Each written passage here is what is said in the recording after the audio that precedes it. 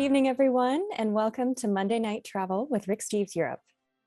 My name is Julianne Worden, and I'll be your moderator this evening as we travel along with Rick and our special guest, Samantha Brown. Tonight, Rick and Samantha will be sharing some travel memories, as well as some tips on how to make travel count. And now, without further ado, I'll turn things over to Rick Steves, who will be one of our tour guides this evening. Hi, Rick. Julianne, thank you for that introduction, and thanks to all of you for joining us tonight for Monday Night Travel. And every Monday we get together. It's a travel party. A lot of us are just dying to get out there and enthuse about travel, and this is our chance to get together and compare notes. I just love it. I need a chance to talk travel, and we have this wonderful virtual gathering, and I just feel like every Monday evening I open my door and a couple thousand good travelers virtually drop by, and we share our love of travel.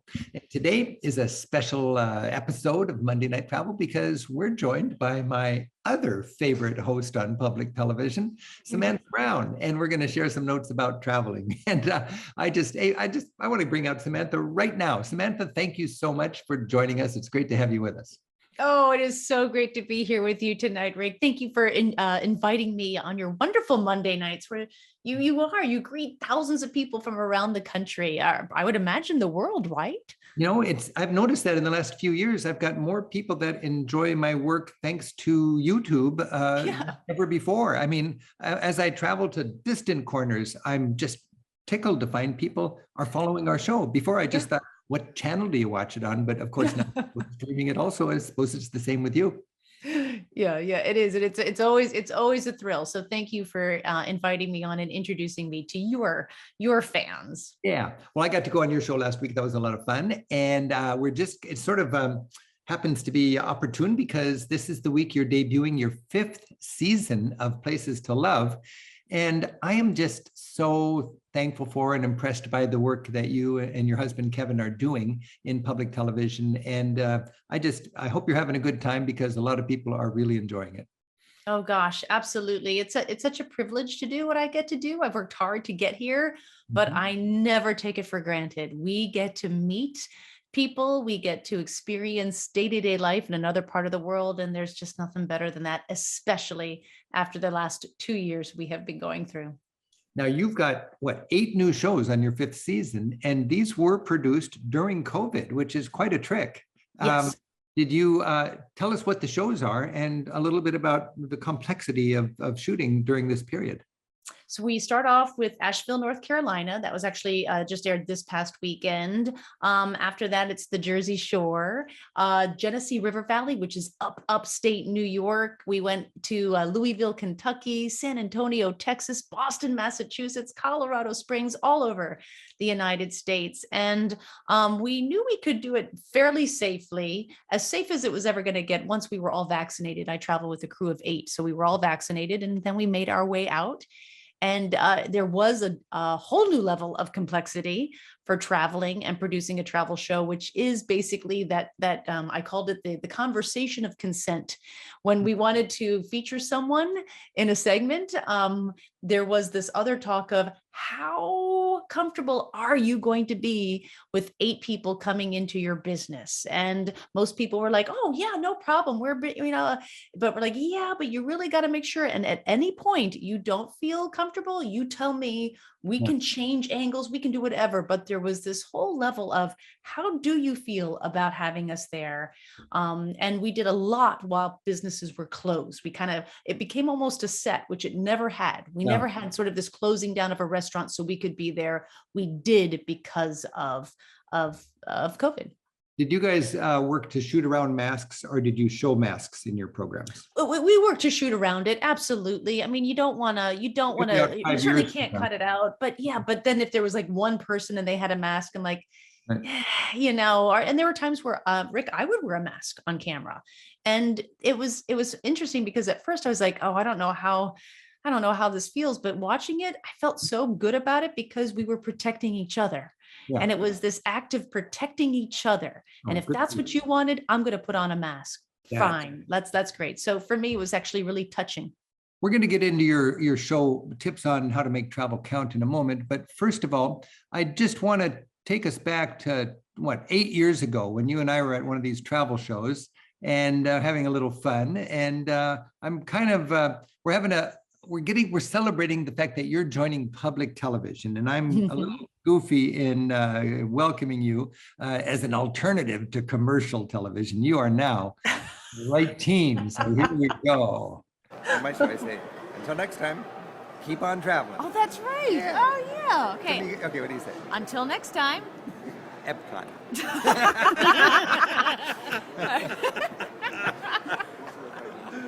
Until next time. Epcot. Ah!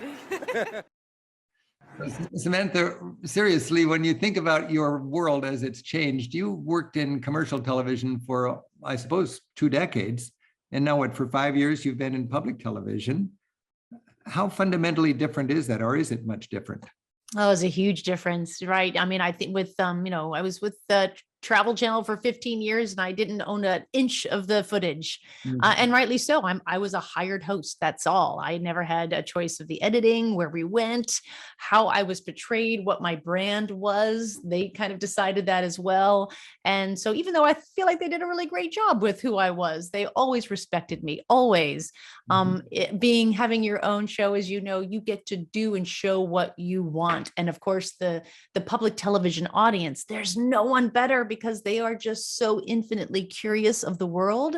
And they don't want you to go to the places that everyone goes. They want you to challenge them with how places are being seen. They want you to delight them.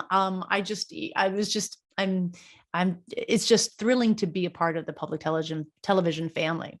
And now you're more than a host. You're actually a co-producer. You get to write the scripts. You get to have an agenda. You get to write for people rather than advertisers. Yeah, absolutely. I'm a boss lady, but I always like to say how my move from being a host on commercial television to being like the boss just means I'm the one that gets everyone coffee. So like there's no like, oh, you're the boss. It's like, yeah, why don't you, Sam, go, because you're the only one who isn't doing anything because we're getting B-roll. You go get us. Everyone needs an ice cream. Okay. I can relate to that. My producer is really good about helping me not wrinkle or dirty my wardrobe and not pull a muscle. I don't get to help carry stuff very much because they don't want, the talent can't get it. People always ask me, why don't you have a purse? I'm like, because it wrinkles and then it pulls on your mic. There's so many reasons why we don't have what you would normally have as a traveler. Oh, the burdens of being a host.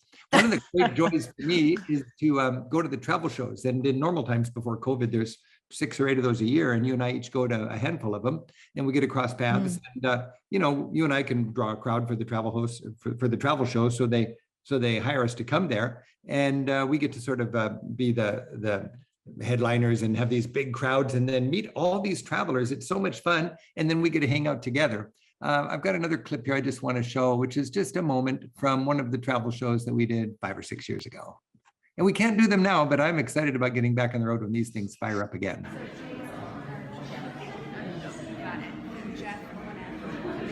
In Europe, there is one currency now for 300 million people. They've all got the same coins jangling in their pockets. It's an amazing convenience. It's a beautiful thing. You remember those crowds talking? I was just thinking that I've been to a few of those, and all the crowds. It's going to be a while, but it's great to be in that audience and see that audience. I was just looking at you going, wow. And it was the same feeling I had. It is so fun to talk to real people. Yep. You have something to share on a stage with a mic, whether you're an entertainer or a musician or a travel, whatever. And then afterwards you get to meet people, and you are so patient with everybody and talk to each of them and sign their book. It's a video.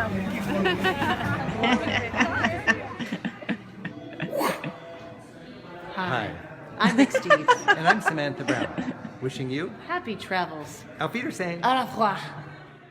Oh, wow. You sure pronounced that nicely. I did do that. The problem is that when you pronounce things really well, they think you know all the language. You're like, no. That was it. That's all I know. Like I have to do it au revoir. Then they know. Well, that's a tough one if you want to really get it right. I don't spend a lot of sleep over it. Okay, so now we're gonna do the show. Tips on how to make travel count. During COVID, you and I were in parallel worlds thinking, what can we share? And because when you are stuck at home and you've got travel in your blood, it's apparent, it's really clear. Travel is more than our job. It's important. It connects us. When I did my 30-minute show, Why We Travel, I was thinking, where's it all go? What's the big wrap up? And the last little segment is, by traveling, we connect. It's fundamental. We connect, and we need to connect to deal with the problems that are going to be confronting us in the future, if nothing else. And watching your COVID, philosophical sonnet to travel, we were both struggling with the same thing: the value of travel in a time when we cannot travel. And what we're going to watch now, we've got about 20 minutes of footage. And if I understand it correctly, you're just in your home studio. You've written the text yourself, and you're gluing it all together with your transitions, the on cameras. And then you're going through your archives to cobble together all of these wonderful clips that illustrate these points. Is that how you did that? Yeah, absolutely. And it's just the expression of love I had for travel after, a good, I don't know, 6 months without it, 8 months without it. And because of that perspective, I had a different look at travel. I had a break, a rest, and because it was always just go, go, go. And so that kind of was that sort of thinking, that chance to think about what makes it so special. It must be so gratifying to watch this. And I'm going to just have another glass of ouzo here to particularly enjoy it. And I'll let you introduce your drink in a moment, but I'm going to Greece with my ouzo, but I don't have an ouzo glass. I like to pick up these glasses from different countries. I've got my raki glass, and raki is a reminder that the Greeks and the Turks, they have a lot of the same stuff and they think it's theirs, but it's both of theirs. And with ouzo, you cut it with a little water like that. And I'm trying to do this. If you do it right, it makes a cloud on the bottom and clear on the top or something like that, but I can never get it right. So, but it does make it all cloudy. And this is an anise drink. It tastes like licorice, and it's a popular thing you've noticed all over the Mediterranean. You got sambuca, you got pastis, arak, raki, and ouzo. So that's what I'm going to be drinking. What are you going to be sipping on, Sam? Well, I thought I would join you, but the same liqueur, but maybe going to a different area of the world, Pernod, which is also an anise liquor based. And because it's 10 o'clock in New York City, it's after hours for me. So I thought I'd get a little more liqueur in my drinking. So I have this tiny little glass, and I believe, whoa, wait a minute. I wasn't expecting this. It's a little green. It's a little chartreuse, but it isn't chartreuse. And now I'm going to add a little water, but it is the licorice, and it turns cloudy. Whoa, look at that. Well, all right. This is the Samantha and Rick chemistry class. It really is. How's your beaker there, baby? We've got it, that's for sure. Right. I love the way a drink takes you back to where you first drank it on the road. Oh, that is lovely. This is one of those drinks that you have when maybe you have a little congestion, because it just clears out your chest. It's just like, wow, I can breathe again. Wow, that is good. Strong though. The lesson is, don't always ask for your favorite from back home when you go to a bar in Europe. Ask the bartender, what do you like? What should I try here? It's if nothing else, you'll learn something you don't like, but you might find a new favorite. I always say when I'm giving my talks, become a cultural chameleon. When I'm in Seattle and I have a long day of work and come home, I don't crave a nice cloudy glass of ouzo. It's never happened. It seems ridiculous. So when I was in Dublin and I asked for a white Zinfandel, that was not something I should have done. No. Okay. All right. I would imagine it's like you don't let a day go by without having a nice cloudy glass of ouzo. All right. So with that, let's go to Sam's show. And this is tips on making travel count. So here we go with Samantha Brown. We ask a lot of our travels. We want travel to relax us. We want it to make us feel fulfilled. We want travel to bring us closer to our family and friends. We want it to reinforce our own sense of self. And we want all that to happen in the 5 days we have off. But here's the thing. Travel can do all of that for you, no matter where you go and how much time you have. It's all in how you approach it. Now, there's no doubt that we have experienced a loss of travel. We may still be experiencing it, but that has only reinforced our deep need for it. And going forward, there's going to be even greater importance put on our travels, making up for lost time, reconnecting with loved ones, and creating memories that were put on hold. So I would love to share with you how even in the short amount of time, I'm in a new destination, a new country, a totally different culture, with my family or solo, I get the most out of my travels. These are my personal tips on how to make travel count. Sometimes travel is a luxury, sometimes it is a privilege, but it is and will always be a necessity. Now, a long time ago, before I started my job, I thought that travel was for other people. I thought that travel was for the privileged, and people not just privileged with money, but time and confidence. I thought you needed those three things or you shouldn't travel. And I couldn't have been more wrong about that. Travel is for everyone. And one of the most important lessons I've learned is that the benefits of travel count in your life, whether you've gone 10,000 miles away. It is good to be back. Or 2 hours from your home. I've passed by so many times in the last close to 2 decades. Yeah. And all of a sudden you're like, oh my goodness, I had no idea. Again, it's all in the approach. Hey, hon, you look beautiful. Thanks, hon. It's official, I'm a hun. There you go. You're a hun. What is a hun? A hun is a type of female in Baltimore, Maryland, and it's short for honey. So that's how you pronounce it. Like you're going for the honey, but you just say hun. And this woman is of basically the 1950s, right after World War II, where women having to hold down the fort while men were fighting, while men were away, started working in the factories. They worked in the factories and they also had to take care of their children during the day. So they would help each other take care of each other's children while they worked. But then Friday night came and they had a little bit of money. So they dressed up and they went out because they wanted to look good. And that's what you're seeing, just sort of the hair, closer to God, the better. Leopard is actually a color for the Huns. It was all about really just like going to town with your looks. So we love the Huns. So they celebrate that first real independent woman. Those are a clever way to describe it. Closer to God, the better for the hair. That's what they say. Color. I love that. So, mentioned the point you're making here is you don't need to be confident. And that's a real interesting point because a lot of people want to be really adept in their travels. But I've found that some of actually my favorite places are the places where I'm kind of confused and bobbling around and where it's overwhelming. I think of Japan and I think of India. Those cultures are so disorienting compared to what we're used to. And if you kind of just enjoy the ride, it's quite a trip, isn't it? Yeah. There's always this sort of speed bump, right? And once you get past that speed bump, then you're in for a really good time. So you have to really allow yourself to just kind of, okay, this isn't exactly what I thought, because I feel like Americans especially like to control things. We live in a country where we all speak the same language. We all use the same currency. We get it. We know what's going on. And as soon as you put us somewhere else, it's like, oh, what's happening? Just relax. Go. You don't have to know everything. When I was in Japan, I don't know if it's because people are really friendly or because I was really messed up. I think it's a little of both, but more people just out of the blue offered to help me.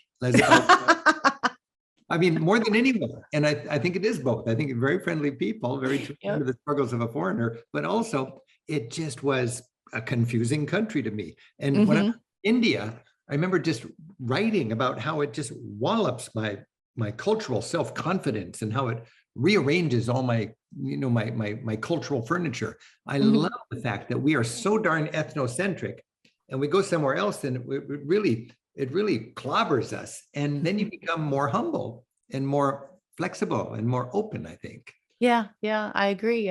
We're very rigid sometimes in our thinking. And when you go to places where nothing is familiar, that rigidity can't hold anymore. And that starts to crumble. And that's why, you literally are experiencing a more open mind. So don't be an expert. Celebrate your fumbling. So let's get started with some really great travel tips that you may have not heard before. They are a bit unconventional, but they're ones that I've developed through the 22 years I've been creating travel shows. And so I thought we would begin with how I prepare for every travel episode I have ever done, all like 330 of them. Before I get mic'd, before the cameras roll, it all begins with a walk.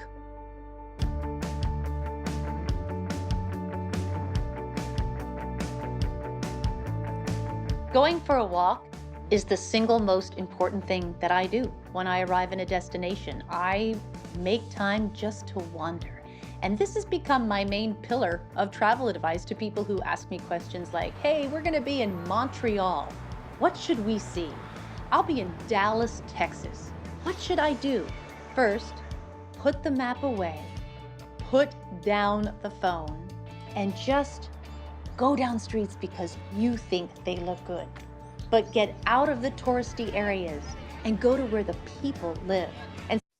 And I would really agree with that entirely and remind people, Sam, that when we travel, we leave the hotel, we know where the tourist action is, and we're just wired to go there, down to the main square, down to the famous tower. But it's counterintuitive, but go the other direction. And that's where you're going to get away from all the tourism. Of course, you can see the touristy stuff, but if you want to connect with the people, you don't go to the tourist center right away. Yeah, I agree. Sit down in one of their public parks or their cafes and just be a part of everyday life. Because everyday life in another part of the world is absolutely extraordinary. And going for a walk is the very first thing that I do. And even though it looks like I'm walking around aimlessly, I do have a mission, and that is I want to have that moment that tells me I am here. I want to connect with the culture as it is today. And because of that, I won't spend any time in the touristy centers because that moment that I'm going for is never found in the must-sees. It is always found in the seemingly mundane. And I know what you're thinking. Enjoy the mundane? That is your travel advice? Yes, it is. And I know this is difficult because we have been conditioned by advertising and social media that everything we do has to be top 5, full of superlatives. That's awesome.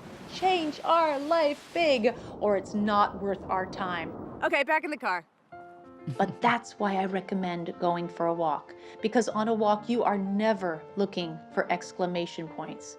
What you are on is a search for the commas. Wow, a search for the commas. We are wired, more so now than ever, to fill our lives with exclamation marks, aren't we? That's the mark of success. It's just, in Italy, they call it issimo. And does that mean exclamation point or does that mean come? Issimo. Forte is loud. Forte. Fortissimo is super loud, Okay. Issimo means very, and everything is very. Boy, just to have that comma. I just think of the memorable times for me are not only when I find these little mundane things, but when I make the most of them. That I sit and I join in. There's a cappella choir practicing in a little room behind the church, and I meet them and they invite me in. There's a talent show. I'm just thinking of things that have happened to me. There's a talent show in Portugal with a bunch of fourth graders showing off, and I'm in the back row just having a good time like I'm somebody's uncle. There's a bingo game at a little town in Wales, and you step in and before you know it, you're playing bingo with a bunch of pensioners. That's not in the guidebook, but that sure is in your memory, isn't it?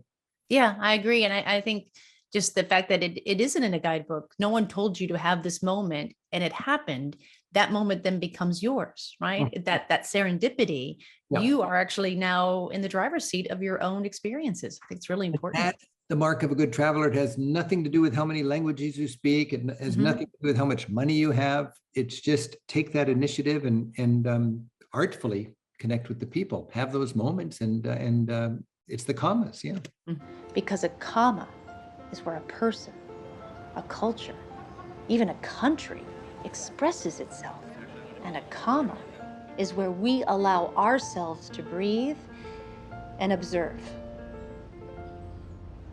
Another way to interact with locals and everyday life is to head directly into the touristy areas. And I know, I just told you to get out of those. Well, now I am telling you to go back in.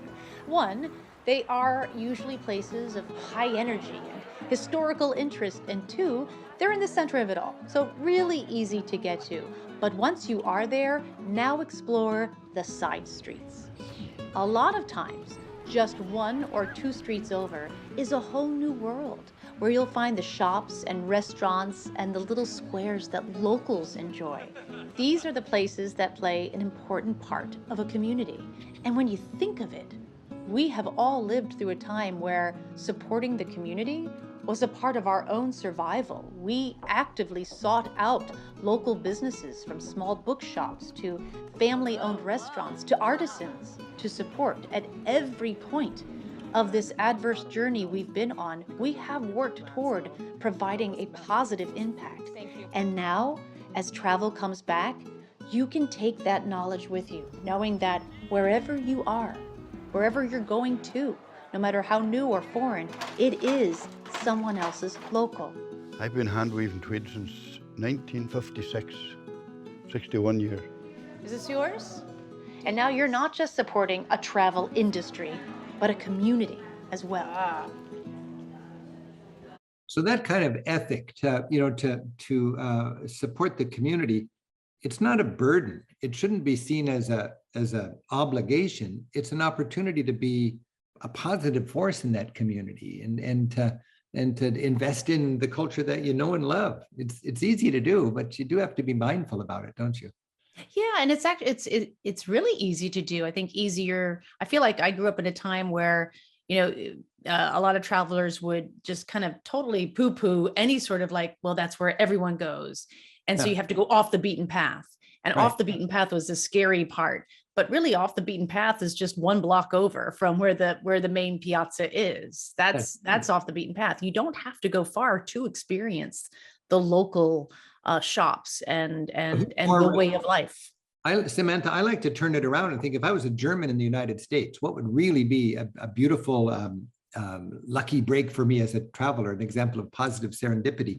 Here we have a bunch of women pretty obviously selling handmade clothing, right? And scarves and so on. It looks to me like the basement of the local Lions Club in my little town, where the Norwegian Club has their pancake breakfast. Oh, well, sign me up. I will be right there. Yeah, that's not in any guidebook, but if you were a German coming to Seattle and you see the sign up that says Norwegian pancake breakfast Saturday morning from 8 till noon, that is a perfect break. Yeah. But how many people would actually go there? Well, of course you go there. There's ways to find these things, and that's where you have the real experiences, you meet real people, and you make real friends. Yeah. Here in Brooklyn, in Prospect Park, before 9 a.m., you can be there without your dog being on a leash. And so I go for a jog every morning, and there are thousands of dogs and people are sitting there with their coffee, and it is just a neighborhood dog fest. I'm like, if anyone is not from here, they would love this, just walking through thousands of dogs. I love it. I did my tour company going around Europe, but I was on the verge of doing a tour company of the West Coast of the United States for Japanese travelers. And I had this beautiful program of going right up the West Coast, coming into all these little intimate, offbeat, eccentric little slices of our culture. We have that in our country, and every country's got it. But how many travelers can find it? That's got to be our goal when we travel. But I think there's this assumption that you have to go far or put in a lot of effort to find more local and authentic experiences. And well, no, not really. You can just start by heading to where everyone and their selfie sticks go, and use that area as a jumping off place for experiences that are a lot more local and a lot more unique. Whenever I travel in the United States, I always seek out and want to eat at a strip mall restaurant. I love them. And even though strip malls themselves, the appearance of, leave a lot to be desired, the restaurants that are usually in them are exceptional. They're unique, they're family owned, and they make the best home cooking. And listen, when you are on the road all the time, that's all you want is a good hot meal. Oh, look at you. It's hard to do that. I'll have what she's having eating when the camera's rolling. You know what I mean? Yeah. And It's really hard. I usually always choke. you do it so well. The camera's rolling. What do you put something in your mouth, you go, that's good. Well, you got to be believable. Let me just run this again. It's all you want is a good hot meal. Look at that. Well done. You don't get this where I live. Right. You always hear people say after they come back from a trip, man, I need a vacation from my vacation. And this happens when we take the same approach of our overscheduled lives and just apply it to a second location. Or maybe it's your one shot to enjoy a city you have dreamed of going to your entire life, and you are gonna cram in as much as you possibly can. It's like day one Vienna. We'll start at the Schönbrunn Palace, then coffee at the Naschmarkt, visit the Hofburg Library, conduct the Blue Danube, drink the Meistersatz. But when doing and seeing as much as you can becomes your approach to travel, you become really bullied by time.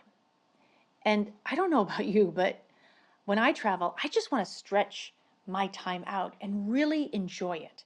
And I have a way to do that. Create a ritual. Do one thing, the same thing, same time, every single day of your trip.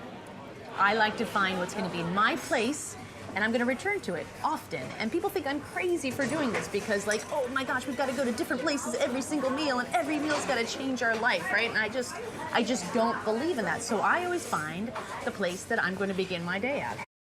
That is such an interesting insight, Samantha. Is just a lot of people, they want to have this spectacular, life-changing to die for dinner every night. I don't want that much excitement every night for dinner. I just want a good dinner a lot of times. Every third night, I'll take a life-changing meal, but you don't need it every night. No. And I think that the idea of kind of slowing things down is really great with Create a Ritual. I'll go to the same coffee shop every morning. I've talked to people who go to worship like a church to be a part to Create a Ritual. They'll maybe go for a walk in the park. There's all different things you can do that create a ritual and slow time down and allow you to connect with more people. Yeah, you can take an hour a week out of your busy sightseeing time and just go to a worship service if you like that. Absolutely. The challenge for us is to take a moment and let it breathe. And too many people have this bucket list thing. I don't like the word bucket list. I just yeah. The opposite of travel, a bucket list. Why don't you just you can stay at home and watch our shows? That's all you got. But this ritual, I was thinking, what's a realistic ritual that you could take? I mean, you go to your favorite little spot. I was just in Rome filming for 4 days, and for 3 nights in a row, I went to the same restaurant because I just wanted to have that coziness. And the restaurateur knew my corner. He said, "There's your table." After nice. Yeah. And it is, it's exhausting traveling because there's so many things you're thinking about. So when you have that one place, it really does allow you to relax. So for me, again, it's usually a coffee shop in the morning that I'm going to begin my day at. For me, I went through a little stage where it was the shutter, the morning open the shutter. And in so much of Europe, you've got these classic old shutters with, flaky, 6 coats of flaky paint and real heavy hardware. And you creak open that door in the morning and it's another, and I don't even remember where I am sometimes, but that door, that shutter, I go, yes, life is good. I'm in the south of France or whatever. And that's a nice ritual because you can open the window and greet the day. Are there church bells? I'm sure there are church bells, right? Oh, church bells, yeah. And another thing, after a lot of people have said, okay, we're calling it a day, go outside and celebrate the Milky Way. Go outside, be under the stars. I do it on a cruise ship. There's 3,000 tourists on a cruise ship, but if you go up onto the very top deck at 11 o'clock, a lot of times you're the only person up there, and it's you in the vast sea that is just starlit. And then the Milky Way, of course, you're in the middle of the sea. So it's just brilliant. You can't do that in London, but there's many cases. I was just hiking around the Alps and we went out, at about midnight before going to sleep, and it was stupendous. But you have to make a point to have those moments, don't you? Yeah. Yeah. I find that in the travel world, no one gets up really early and no one stays up really late. So if you can do some things during that time, you'll have places to yourselves. You're right. It's a very, very important point. Let's get back into this amazing show. I love the ideas you bring up in this. Here we go. Thank you. Breakfast. Travel requires like incessant thinking, right? What am I going to do today? How am I going to get there? Is it going to rain? Do I need to bring sunscreen? You know, I leave in 3 days. Did my upgrades come through? And like, I just want my brain to stop. And the way that I do that is I return to a place that's familiar and it gives me comfort. And then I just relax. And for so many of us, travel will be about reconnecting with family and friends, and that means more people, more thinking. So for families, I recommend creating a ritual in the afternoon. It has been my extensive experience that no matter the age, everybody has had it by 3 p.m. We are all 4-year-olds, grumpy, hungry, and in need of a nap. So find a nice cafe. Taking time for ice cream is never a bad idea. Then head back to your hotel, rest up, take a nap, and now everyone's refreshed for dinner. But yeah, rituals, they're really important in our daily lives. They are a constant, which becomes a comfort, and that works in travel too. It's okay to seek out comfortable moments, right? And I will say that when I allow myself to be comfortable and more in the moment is when the magic of travel really begins. Hi, Talking to people. Samantha. So you're a part of the family business? Yes, ma'am. Do you come here before school? Yes. Like what time? 4 o'clock. Oh, Dad. Make Really? them tough. What is it like living so remotely? I've always lived remote, Okay. so this is not remote for me. And you travel all over the United States with Magnolia Sisters? The world, I have to say. How did the children feel about We had that? good babysitters. They still resent it. They should get over this. For me, talking to people, connecting with them is the most important part of travel. Travel allows us to meet people face to face, to learn from them, and really care about their experience. And where are you from? I'm Ugandan, but I live in London. I'm originally from India, but living in London now. Yeah, same. I'm from India, but living in London. Why did you want to come to this area of Switzerland? It's calling me. This Switzerland is amazing. I would love to settle here. Sure, we want to be in awe of incredible architecture. Yes, we want to be overwhelmed by a 5,000-year history of a place, but we also need to relate to a destination on a personal level. And that happens more strongly when we are connecting one-on-one with people. So you've uncovered these warriors yourself. What does it feel like when you see someone's face looking back at you? I would like to talk with sculptors. I just want to say a story. In Places to Love, we spend a lot of valuable airtime showing me in a conversation. And that is completely intentional because I feel that talking to people is something that has slowly been going missing from our daily lives. And this was even before the pandemic. We don't really talk to each other anymore. Instead, we place so much of how we communicate onto social media, and that has done a real number on how we all treat one another. But travel is where we as human beings show up. So I'm not going to be able to pick that up, Coach G. I'm just telling you right now. It's okay. And travel gives us the opportunity to relate to others, even in the briefest of encounters. For example, So I got to say, Samantha, you could have the best production team anywhere, but if you didn't have your knack for connecting with people, the show wouldn't sparkle, would it? Oh, well, thank you. I appreciate that. We make time for it. Yeah, like I make time for it in my travels, and we make time for it in the production. We never rush. We build in a lot of time so we can just let things happen and have people feel comfortable with me, because if I'm there, we also have big cameras. It's all very intimidating. You know, we have to mic people. There's a bit of just letting people kind of settle, and so we really take the time so those natural conversations can happen.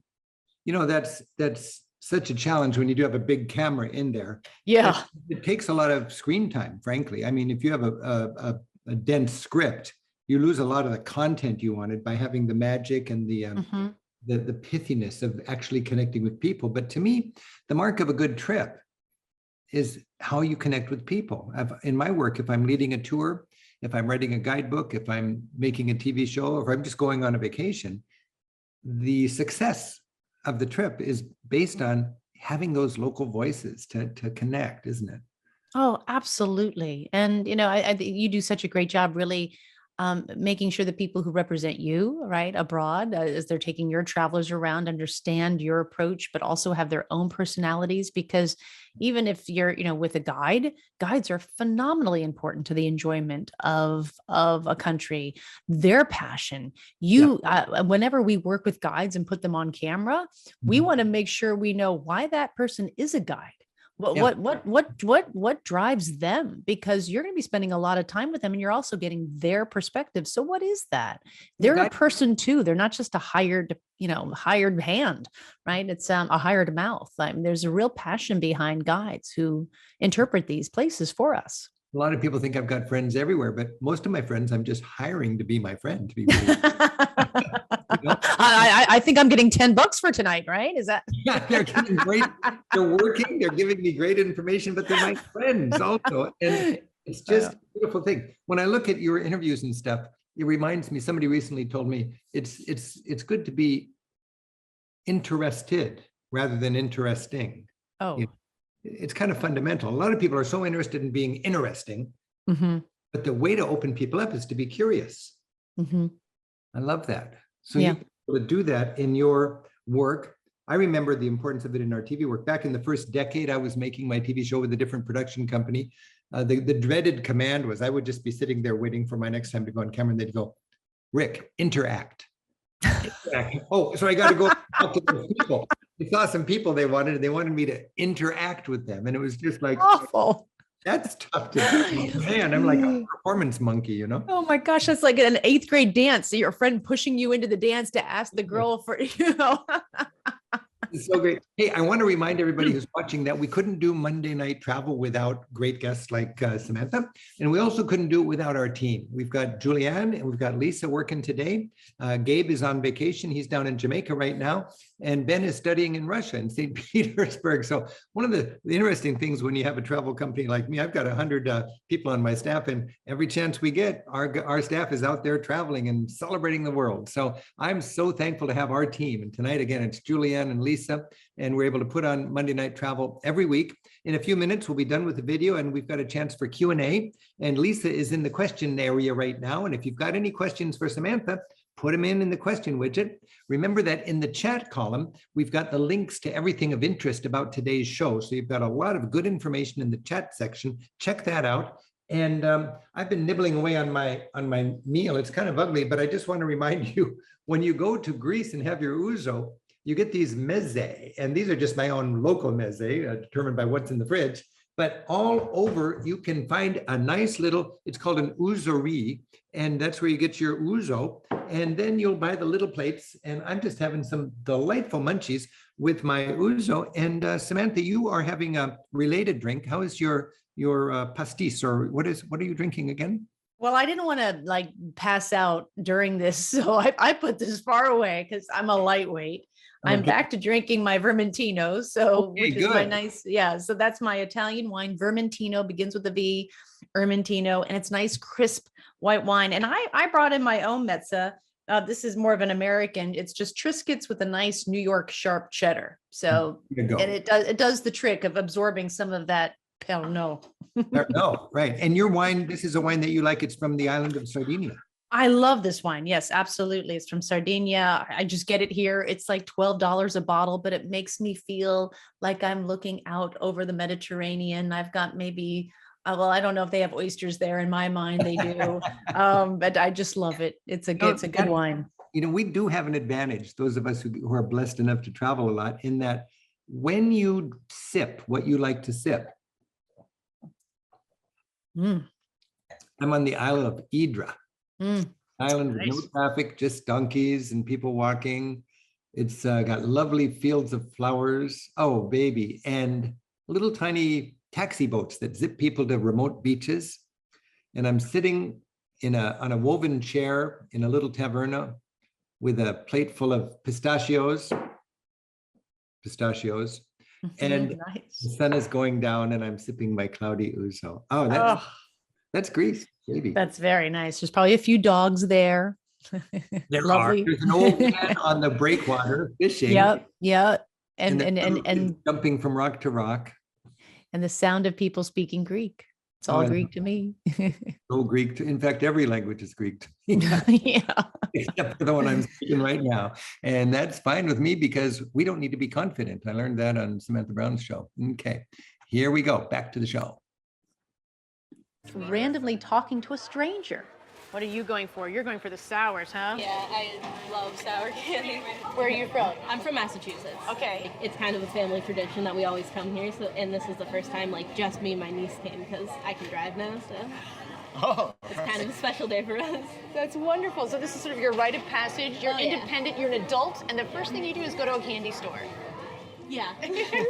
We totally underestimate the benefit of these spontaneous interactions that even for a short amount of time gives us that sense of belonging. And talking to strangers is tough. And of course, we've been told since we were kids that it's dangerous, but you absolutely must go for it, even if there's a language barrier.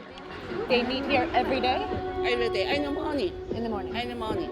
8 to about 11. 8 to 11, you dance for 3 hours. That's tiring. Don't go to the hospital.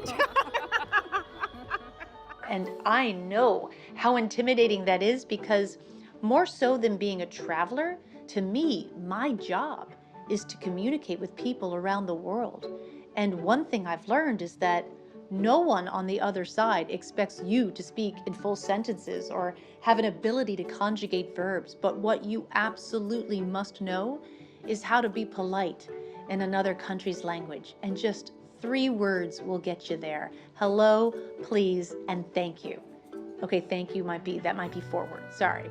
But just being able to say those words will tell someone that 1, I am not from here, but 2, I'm still a kind person who 3 is making an effort. You do that, I guarantee you people will go out of their way to respond or help you. So when you plan your travels, make sure to build personal connection into your trip. Even with meeting strangers, you have to make room for that. That's why I like to go for a wander and create a ritual, because you are slowing time down and being more aware of when that opportunity strikes. Sure, why not? Oh, this way, yeah. But you can also have deeper connections. You can be taught by an artist. Isn't that neat? Beautiful. Take a dance class. Beautiful. Nice. Yeah, feels good. This here is one of my most favorite trees. It's the Western Red Cedar. Listen to a conservationist. What our people sought to practice was sustainable harvest. So you would take several planks from several trees and allow the tree to live. So you're just taking sections of the tree, build your home, and the tree could go on. The forest allowed us to have a really good life. Go on a walking tour with a great guide. This is a Viva Amore. It means long live love in Italian, and it's a Marc de Souvreau piece. When you told me the title, I would not have thought this is about love. It is a representation of love. It's got everything in it. It needs to be supported, right? Or it doesn't go on. Yes. Seek out experiences where getting to know a person and their passion is as important as the thing you are learning about. When do we gossip? When do we not gossip? In meeting and talking to a lot of you, I know that planning travel is a big challenge. It's so overwhelming because there is an endless amount of information out there, and you could spend hours online researching a trip and be even less convinced about what you should do. But a question I always ask myself as we zero in on each segment of an episode is, what is the emotional value of being here? And with this one question, I get to a more personal reason of why we should or shouldn't do something. In some places, that's a really easy question to answer, like when you're at the U.S. Space and Rocket Center in Huntsville, Alabama, standing under a model of the Saturn V rocket, the one that brought man to the moon. And it's a half a city block long with 5 engines, each as big as a car. And even though it's 2018, all you are thinking is, this is never gonna work. And then it hits you that, oh my gosh, it did work. And now we are headed to Mars. And it's science and it's history and it's optimism for our future. And it's just total emotional value. And then there are cathedrals.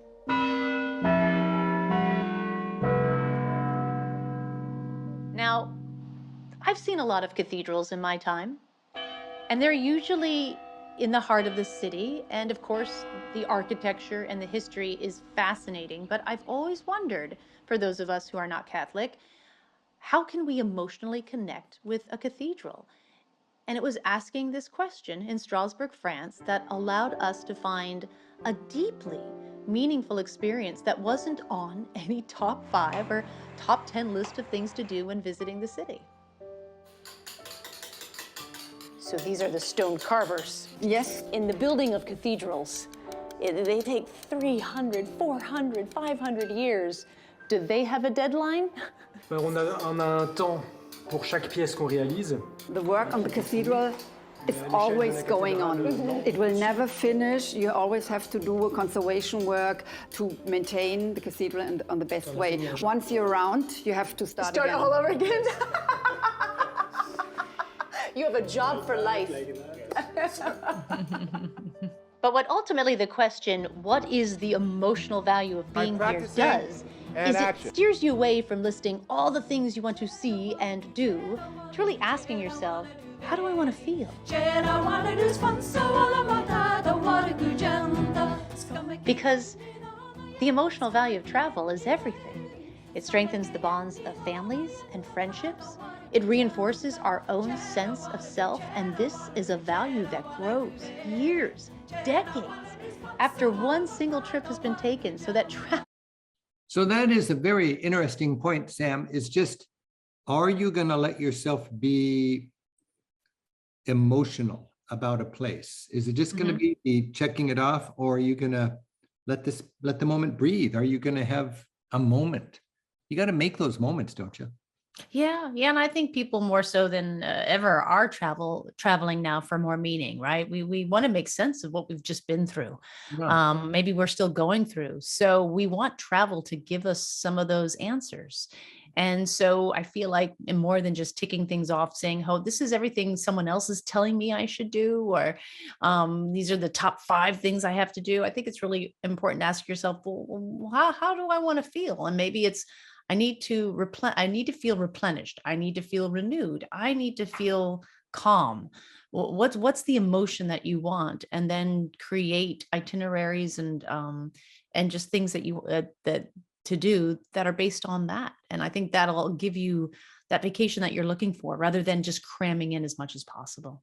You know, I remember in my early days as a tour guide, we at our final dinner together, it was sort of a ceremonial dinner after a trip, and it was just a great time. And everybody was assigned to write a poem sometime during their trip and to share it with the whole group. And for a lot of people, what, write a poem? I'm not supposed to do that. I'm not a poet. We're all poets if we let ourselves be poets. There's no such thing as a good enough poet.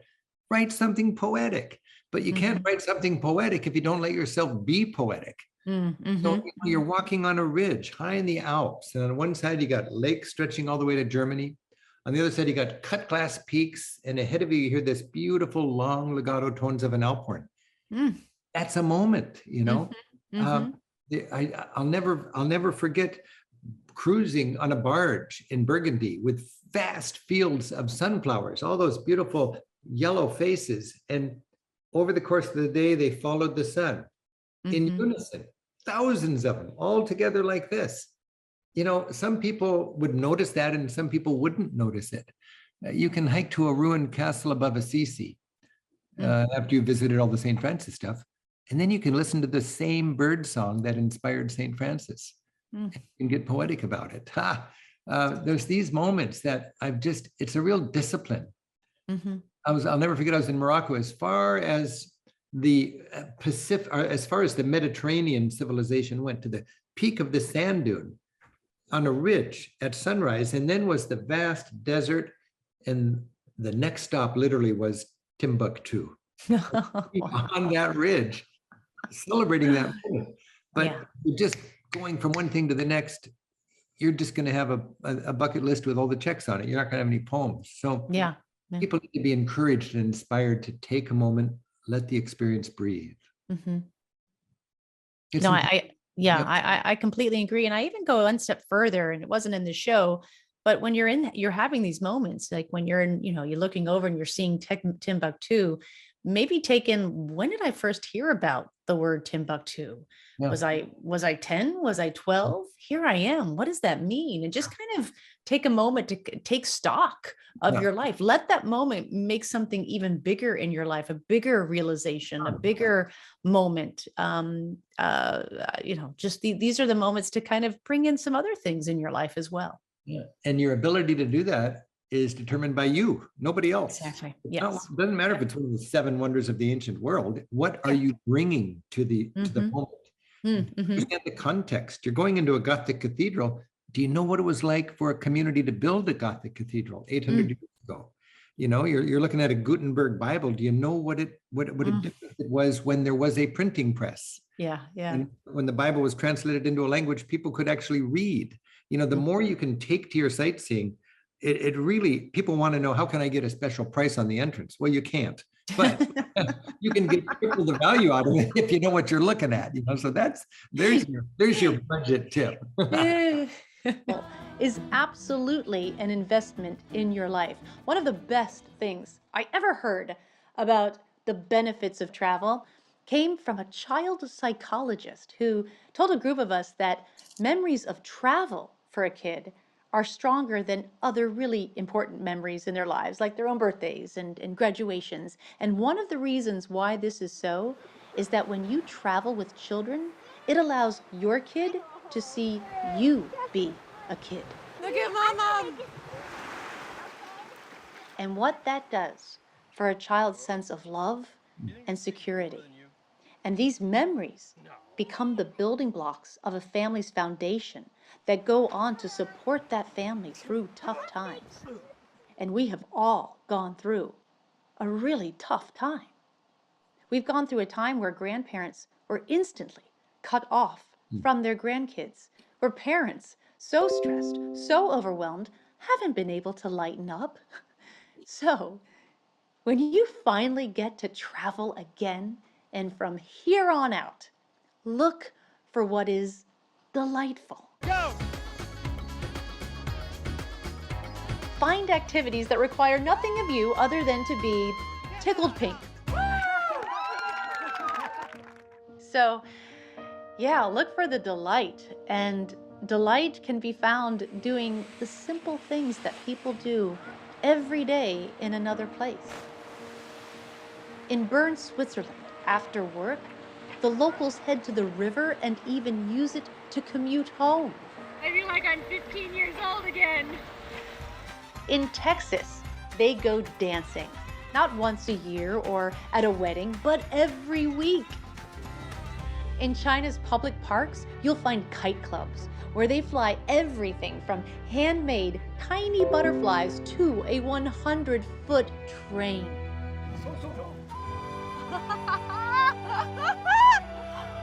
Oh my gosh! Wow! And in every instance, the locals are more than happy to share their passions with you, and everyday life becomes more meaningful. Mr. Lee! Shay! Travel counts in our life so much more than we know. And it counts whether we've gone far, far away or stayed closer to home, whether we are with 15 members of our extended family or totally solo. Travel is one of the few things that we have that mark a fresh start, provide a new beginning, and we are all on this crazy human journey to understand ourselves, to be better than we thought. And nothing gives us that opportunity like travel. Thank you for one of the best days of my life. This was truly fantastic. Thank you for your visit.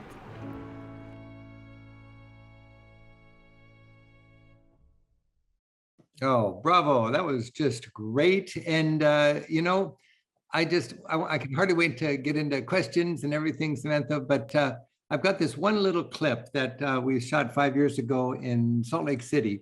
And we were welcoming you into public television, and you and I were having a pillow fight. And I got to be on, jack up our attendance tonight we advertised on Facebook that it's going to be the pillow fight of the century with the two delightful travel hosts duking it out. It's the rumble in the Rockies. And I'm going to show us that right now. And this is with the public television convention where Samantha and I go each year in normal times to remind them, hey, we got good stuff and you should run it in your community. But here we are having a little fun-loving competition between somebody who just came from commercial television and joined us in public television. You can choose your weapon. I'm Rick Steves, and we're welcoming Samantha Brown to the public television family. And now, people's two favorite travel hosts are in a cage. We're gonna and duke we're it out. doing it. Yeah, you think you know Europe? You don't know Europe. Keep on traveling. Why don't you go to China? It's Rick Steves at Disney World. Oh. Happy travels, because we love travel, and you will too. Ciao. Now we've got the true brutality of this time together. You're going low. Oh no, cutting me off at the knees. Oh no, not the knees, the hip. And now am I gonna get you on the top side there? I mean, no one believes that you could actually beat me with a pillow fight. I'm clearly gonna win here. Yeah, you just gave up. I know when I'm toast. I just touched my pillow and hit the floor.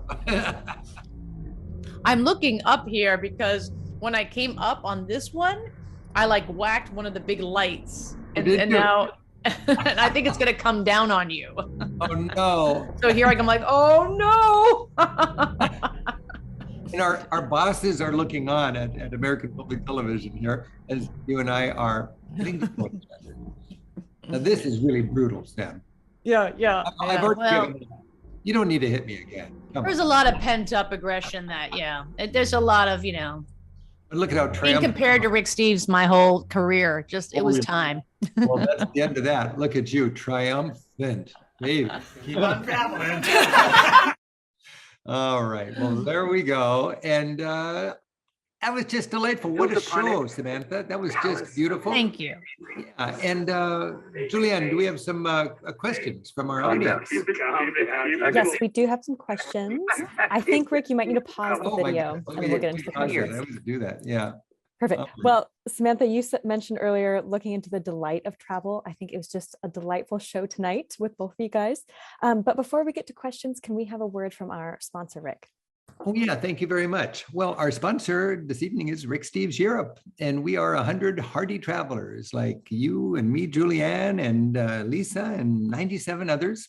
And we're living through this pandemic like everybody else. And we are just aching to get to Europe, and we're tuned into Europe this coming year. Of course, we have the ups and downs of the pandemic, but we strongly believe that this pandemic is going to spend itself, and that we think that starting this spring, we'll all be enjoying Europe again with certain safeguards that are just going to be the new normal for us traveling. We've had quite a lot of experience in the last 3 or 4 months. I've been to Europe twice. We did our Heart of Italy tour. We just finished our Best of Turkey tour.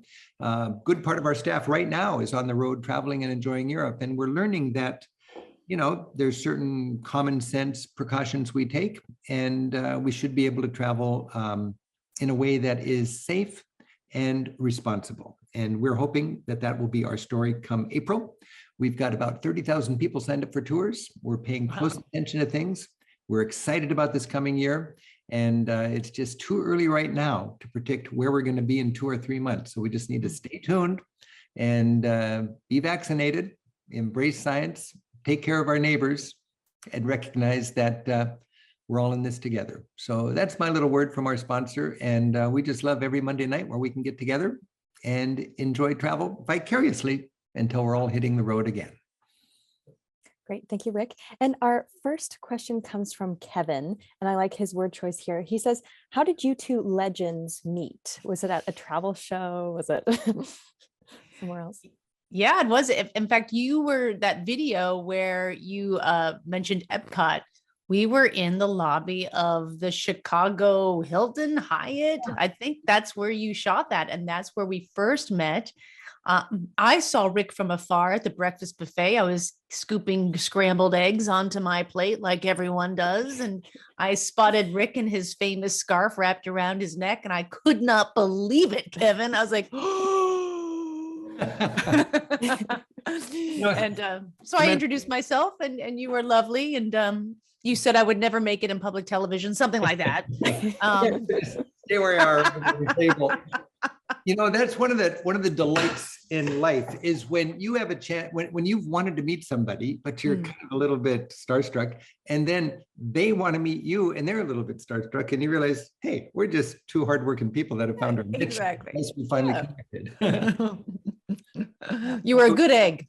Good egg. Well, to answer that question then, so we just met at one of these travel shows. Yep, And that's yep. something I like to do in the off season is to go to these travel shows at big cities around the country and share our enthusiasm for travel. That's great. And we also loved, a lot of the viewers, how, Samantha, you go out on a walk is the first thing you do when you get to a new place. But Ethel and Eleanor were wondering, how do you make sure that you walk in safe areas? A really important question. I think when I'm staying at a hotel and it's an area I don't know of, I always talk to someone at the front desk, a woman, and I tell them, quite clearly, I want to go for a walk. Will I be safe? Are there areas that I should avoid? Your front desk of any hotel should know that. And then as I walk, I don't put on earbuds. I don't just kind of I wander, but I'm always very perceptive of an energy that I'm picking up. I always tell women to trust the hairs on the back of your neck. The hairs on the back of your neck know more about your safety than even advice. And so as I've gotten my advice, I always trust my gut and the hairs on the back of my neck. Usually my hairs go up when I turn down a street and it's completely empty. I will never walk down an empty street. Of course, I don't walk home at night alone. And there are all kinds of, and another thing I tell women, I loved, you see me start conversations everywhere. A lot of them are on camera, so people already know me. But I like to start conversations because then I know it's okay. If someone starts a conversation with me, I just have that in the back of my head. They started a conversation with me. And then if the questions get a little too more personal, or I'm always on an alert. Good news is nothing has ever badly come from someone starting a conversation with me. It has always been totally delightful, but I always have that in the back of my head. They started the conversation with me. That's good advice. I've not heard that, but I've known there's certain scams where there are people who start up a conversation. Yeah. And they're very friendly and they're very good actors, but you just got to be. Yeah, I like that. Yeah, I don't want to tell you how long I'll be in town or where I'm staying. So yeah. Yeah. My husband's name is Bruno. Yeah. Dealing with anger management. We'll be here in just a moment. Yeah. And the next question is kind of similar, but I thought it would be fun to ask you since you travel outside of Europe. Emily was wondering, what is your advice for women traveling alone in more conservative countries? She's headed to Morocco pretty soon, and she wondered if you had any advice. Yeah, I mean, certainly know what the customs are and what is just appropriate. I know a few times, and you feel terrible.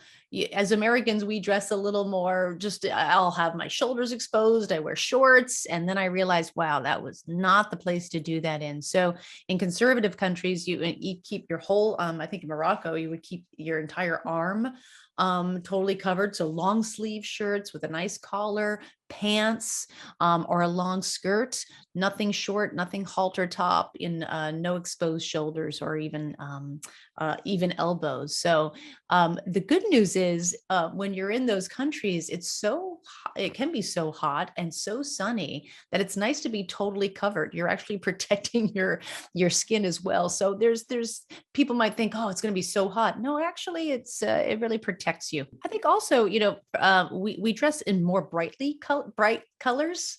Americans, I think, especially women, dress like in pinks and oranges, and we really stand out. A lot of times, like you said, you do want to blend. When you stand out, people might think, if you're an American, especially, think, oh, they've got money. They're a traveler. So on the same, we've been talking about women. For men, I always found that the men, sort of American male tourist uniform was the kind of golf shirt with maybe a baseball cap. No one wears baseball caps in any part of the world other than the United States. So if you're walking around with your favorite team's hat on, you are standing out. So men, maybe get some more European inspired clothes, maybe get that scarf. Get that scarf and wrap it around, blend in that way. And men can stand out too in their American dress. Mm-hmm. Yeah. Like you said earlier, Rick, be a cultural chameleon. I always think monkey see, monkey do. I just try to copy what I'm doing around there. Oh, yeah. Yeah. And our next question is from Michael. And he's wondering, Samantha, you mentioned that you have 8 people that you travel with for your show. I know Rick just usually has 2 or 3. So I'm interested to hear, kind of compare. So who are the 8 people you travel with? So we have 2 camera operators. We have a DP, director of photography, and then a camera B cam. We have a producer, a director, a PA we travel with. I always travel with a stylist who takes care of my wardrobe and my hair.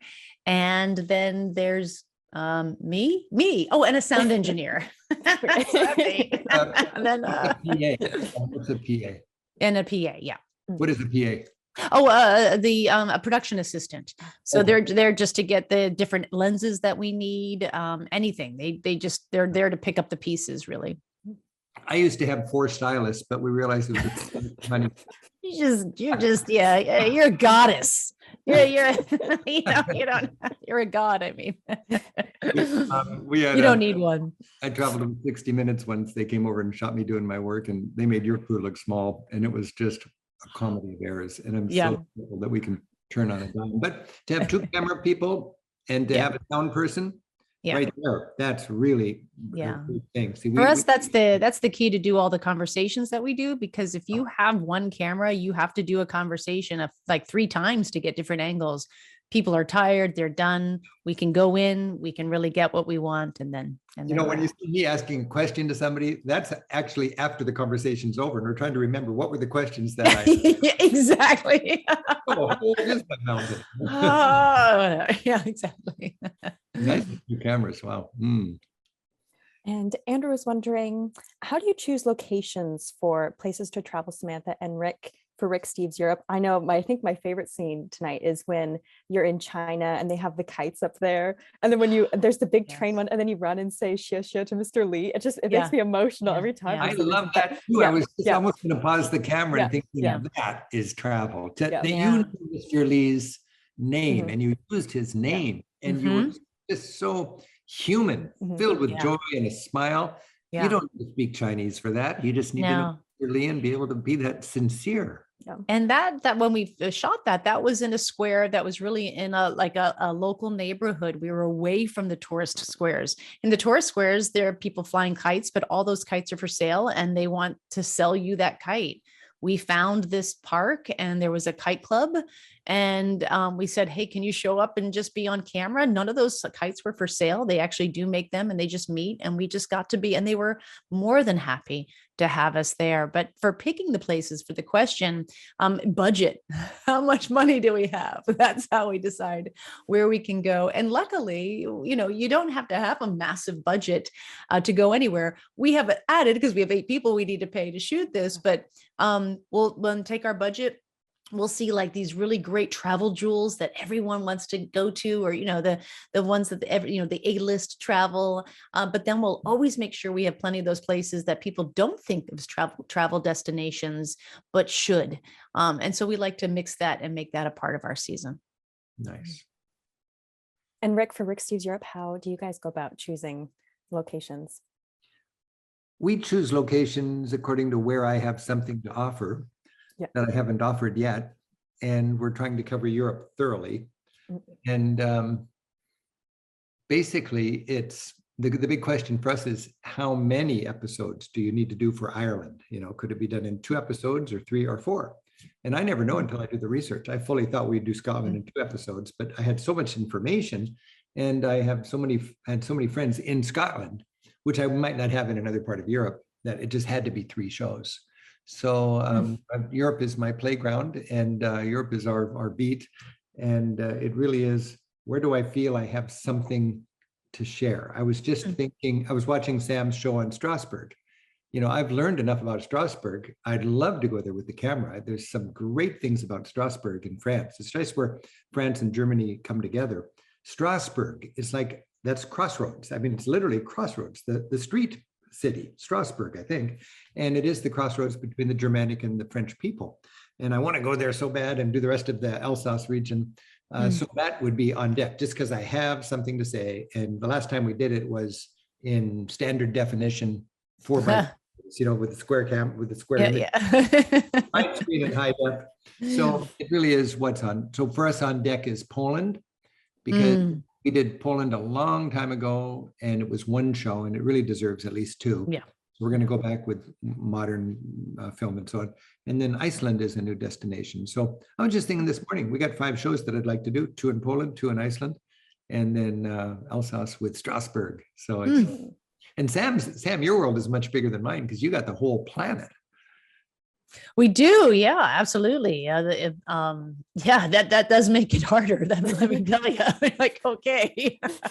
So we love to do a lot of Asia. Asia for me is Beijing, or you can go to the Jersey Shore. You know, it's that. Well, hey, and I get excited about both. That's the thing. People are like, oh, it must be. I'm like, no, you don't understand, because you always just find great places no matter where you are. Yeah. Oh, yeah. It's amazing how fascinating the world is, and what a joy and a privilege it is to share it.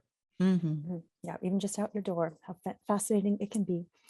And our last question for tonight, we're wondering, is there one trip, it's for both of you, maybe Samantha, you can start, and then Rick can wrap things up for us. Is there one trip or one moment that really made you realize that travel is your passion, or is it kind of more than one, or is there really one solid moment? Oh boy. I think for me, I really fell in love with travel when I was in China. And because I just couldn't hold on to what I thought a place was, and I just experienced it for what it is. It's impossible to understand a 5,000-year civilization, so I didn't try.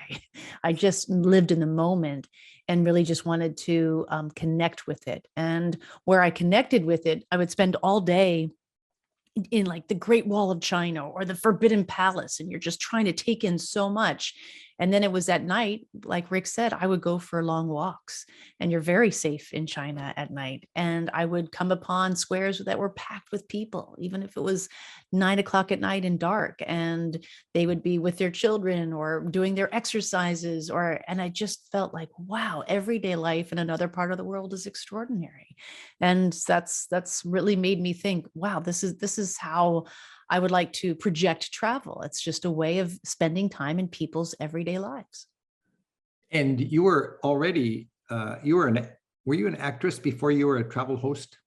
Yeah, I went to school for musical theater. So I was a musical theater actress. I can sing, act, and dance. I'm a triple threat. Yeah, you had the stage presence, and you had that platform, and you had a love of travel. It's cool. I've got my jazz hands. Yeah. And I appreciate that when I look at your show. Yeah. I just remember when I was exploring, when I was a kid, I was exploring, and I kept finding these amazing places that people didn't know about. And I just thought, somebody's got to collect these and run them up the flagpole so other people can enjoy them. I think I've stumbled onto my favorite part of Switzerland, you know, the Berner Oberland, south of Interlaken, I found that. And then the same week I went down and I found the Cinque Terre in Italy, the Italian Riviera.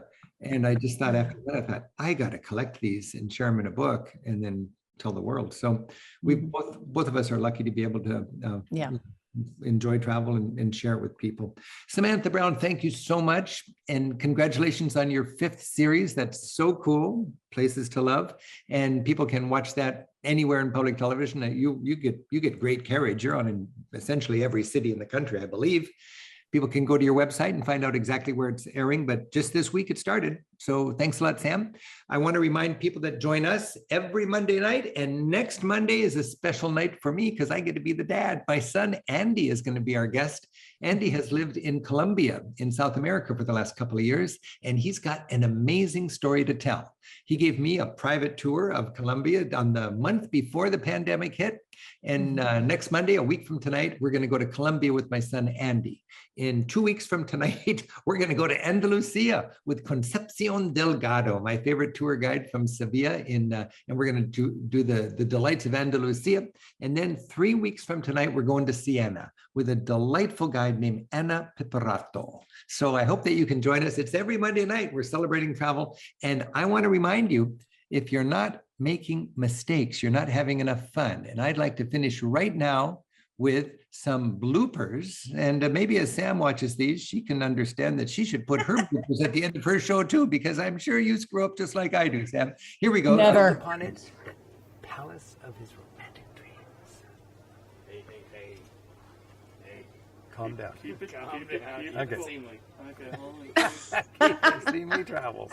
But within 10 years of Vasco da Gama's voyage around India to Africa, and money from the European Union, all combined to give Europe bounce.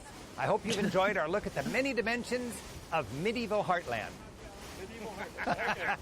You break that off. To the disc. That was good. It doesn't like me. I'm gonna bite its head off. No.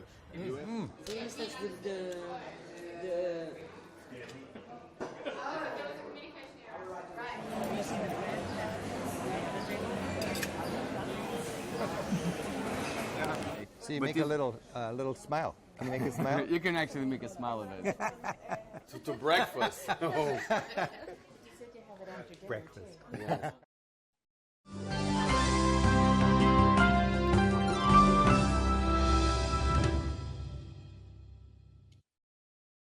Good night, Samantha. Good night, Rick. Good night, Lisa. Hey, Rick. Hey, Julianne. Good night. Good night, Rick. Good night, Samantha. Good night, everyone. Good night, Julianne.